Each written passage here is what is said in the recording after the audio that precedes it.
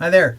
My name's Greg Drummond. I'm the lead pastor here at Bayers Road Baptist Church in Halifax, Nova Scotia. This is our second time we're doing a 5-minute devotional with Pastor Greg, and this week I want to share something that came to me in my own reading out of a book called Simply Tuesday by Emily Freeman. She uses a phrase called stay in your corner of the pool, a phrase that she heard from her father. But before we get into where that comes from, I want to read some verses from Proverbs chapter 16. I'm going to read verses 2, 3, the first part of 4, and Proverbs 16, verse 9. It says this: All one's ways may be pure in one's own eyes, but the Lord weighs the spirit. Commit your work to the Lord, and your plans will be established. The Lord has made everything for its purpose. The human mind plans the way, but the Lord directs the steps. That's from the New Revised Standard Version. As I was going through this book from Emily Freeman, she talks about her time at a swimming pool, an indoor swimming pool, which she says is the worst kind of swimming pool because there's no sunlight, and you're inside and it's cold and it smells like chlorine and all kinds of other chemicals. So what she discovers is there's this wonderful set of rows of lawn chairs or indoor lounge chairs that she goes and sits in. And as she was sitting there, she was observing the lifeguards that were walking around, with each of them with a whistle in their mouth and the big orange foam thing under their arms. They were always on their feet. They never stopped moving. And she says it was as though each one of them had been assigned an 8-foot distance for them. No more, nor no less. And we can picture what 8 feet might be like because we have gotten used to now what 6 feet looks like. So you just add 2 more feet and that's your distance as a lifeguard. They're responsible for that. And everyone that swam within those areas. They paced their assigned distance back and forth. Their eyes never left the water. And she said it was impressive to watch, as much as she didn't want to say that anything was impressive about an indoor swimming pool. But their job wasn't to watch the whole pool. It was just to watch their assigned area.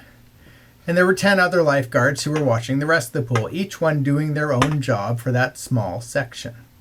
They weren't looking over the other lifeguards' shoulders, trying to make sure they were doing their part. They weren't hyperventilating over what was going on in another part of the pool. That wasn't their responsibility. They just watched their own 8 feet in front of them.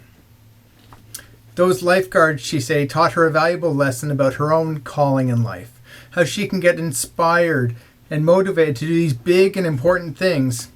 And when she's in that place, possibilities seem endless. But they can also be overwhelming as much as they can be inspiring.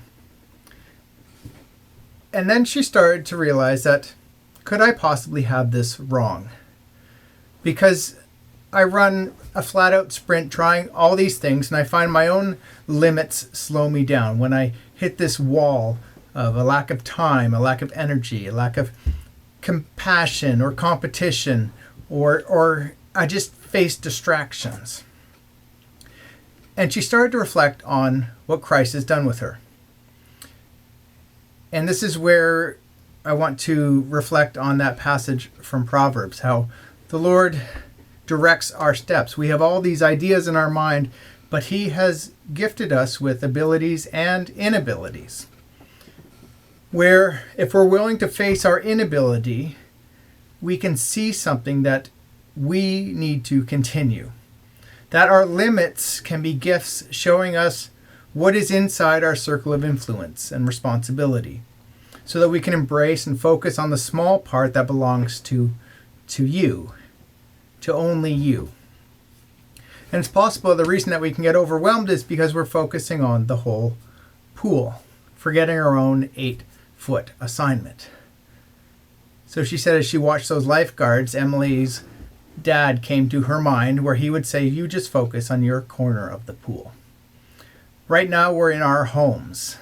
We're with our families or with our loved ones. We may just be on our own, but we have the phone, we have the internet. We have letters we can write where we are focused on our own 8-foot distance, the people that we can reach, the people that are in our influence. We have ideas and thoughts to change and help the whole world. But right now we're limited to our own corner of the pool in front of us. So we pause and say, God, direct our steps. God, guide me. God, help me. Help me to see where my limits are so that I can make the most of what you have put in front of me and be the person you need me to be to them. The Lord bless you this day.